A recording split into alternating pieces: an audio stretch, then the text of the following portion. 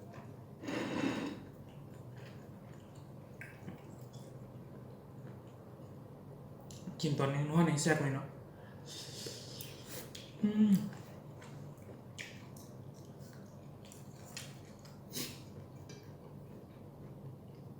ขี่รถมาไกลมันเย็นกว่านะ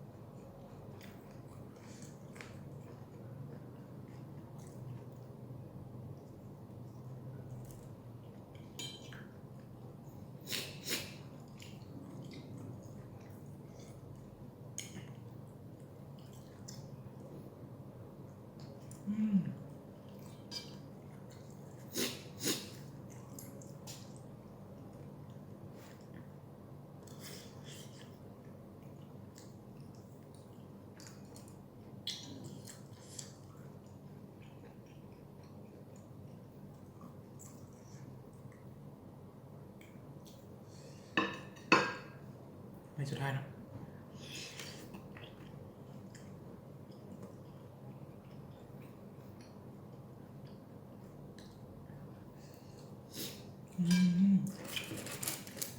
แซ่บจนมันสุดท้าย